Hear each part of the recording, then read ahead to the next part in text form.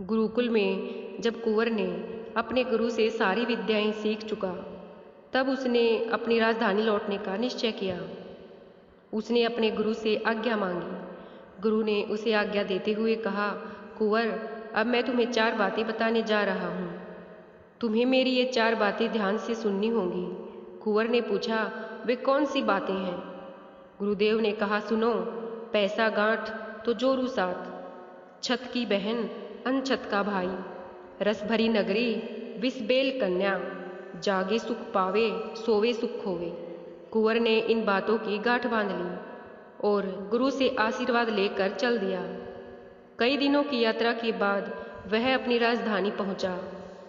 वहां उसे पता चला कि शत्रु देश के राजा ने उसके राज्य पर हमला कर अपना अधिकार जमा लिया है और उसके पिता और भाई को कैद खाने में डाल दिया है।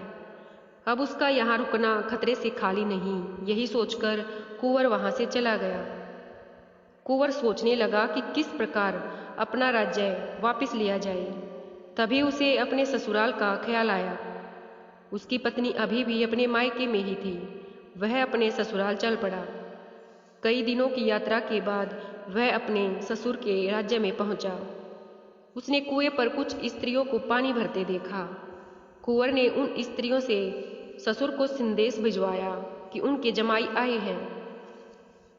औरतों ने तुरंत ही जाकर राजा को खबर दी। कुंवर के ससुर ने पूछा, जमाई जी किस हाल में आए हैं? औरतों ने जैसा देखा था वैसा बता दिया। कुंवर के ससुर ने ये सुनकर अपने नौकर द्वारा यह खबर भिजवाई कि आप इस तरह हमें शर्मिंदा करने क्यों आए? अगर बेटी को ले जाने आए थे तो लाव लश्कर लेकर ढंग से आए।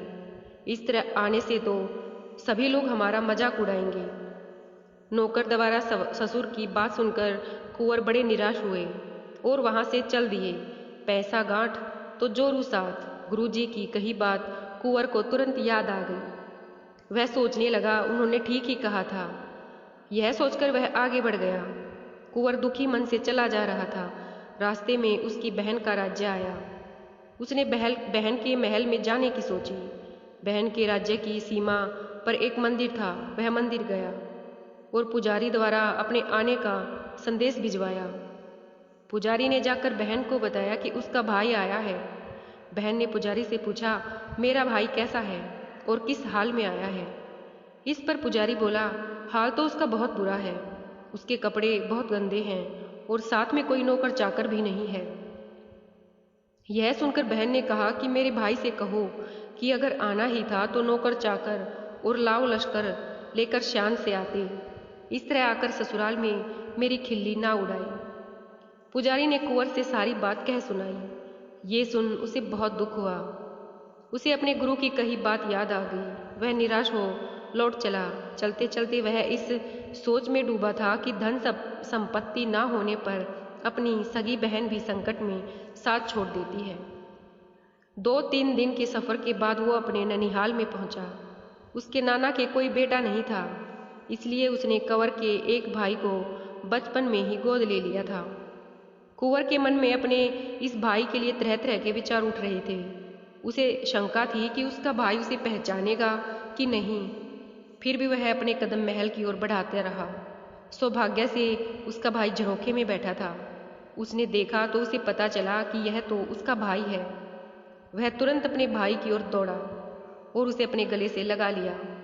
कुंवर के भाई ने उसके मैले कुचैले कपड़ों की भी परवाह नहीं की। वह उसी तरह भाई को गले लगाए रहा। दोनों भाइयों की आंखें भीग गई। वह कुंवर को बहुत मान सम्मान के साथ महल में ले गया और बढ़िया वस्त्र पहनने को दिए और उसे भोजन कराया। और फिर भाई ने कुंवर से उसका हालचाल पूछा। कुंवर ने अपने भाई को सारी बातें बता दी। सारी बातें सुनकर भाई ने कहा, तुम्हें जरा भी फिक्र करने की जरूरत नहीं, तुम यहाँ आराम से रहो, तब तक मैं उन्हें छुड़ाने की तैयारी करता हूँ। कुंवर ने भाई के महल में रहते हुए अपने परिवार को छुड़ाने की योजना के बारे में सोचता रहा। उसने अपने बड़े भाई के साथ मिलकर एक योजना बनाई। उसे अपने गुरु की कही बात याद आ गई, छत की बहन अनछत का भाई। दोनों ही बातें बिल्कुल सच निकली। एक दिन कुंवर की इच्छा शिकार खेलने की हुई। उसने अपने मन की बात अपने भाई को बताई। भाई ने तुरंत कुंवर की सुरक्षा के लिए सिपाहियों को आदेश दिया कि कुंवर के साथ शिकार पर जाने की व्यवस्था की जाए। कुंवर सिपाहियों को साथ लेकर शिकार खेलने के लिए निकल गया। शिकार खेलते खेलते वह जंगल में रास्ता भटक गया। सिपाही भी पीछे रह गए। शाम होने को वाली थी। रास्ता ढूंढते ढूंढते वह दूसरे नगर में जा पहुंचा। सिपाही भी पीछे रह गए। शाम होने वाली थी। रास्ता ढूंढते ढूंढते वह दूसरे नगर में जा पहुंचा। तब तक काफी अंधेरा भी हो चुका था। उसने उसी नगर में रात बिताने की सोची। वहीं पर एक कुम्हार का घर था। कुंवर वहां रात बिताने को ठहर गया। वह भोजन कर सोने ही वाला था कि उस राज्य के सिपाही आए और कुम्हार के इकलौते बेटे को पकड़कर ले जाने लगे। कुम्हारिन जोर जोर से रोने लगी। कुंवर ने पूछा, क्या बात है? सिपाही तुम्हारे बेटे को क्यों ले जा रहे हैं?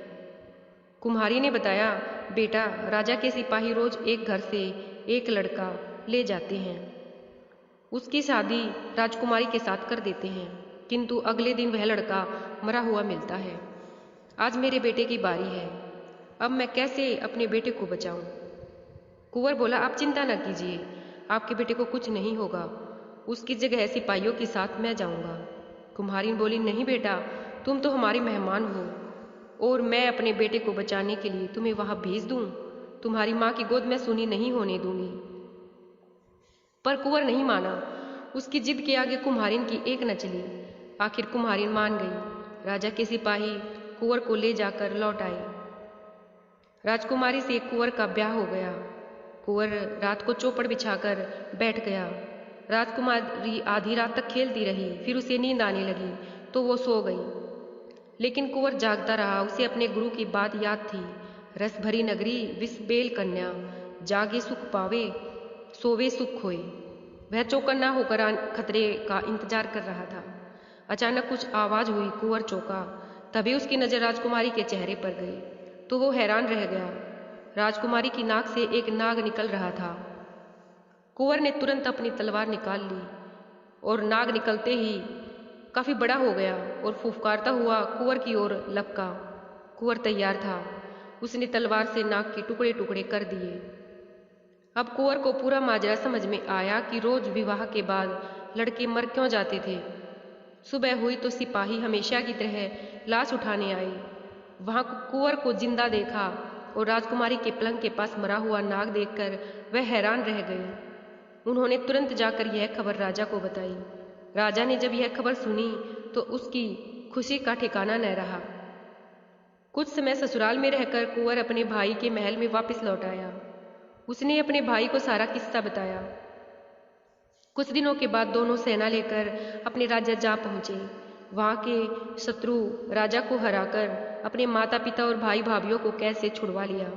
कुंवर गुरु की बताई उन 4 बातों को जीवन भर नहीं भूला। धन्यवाद।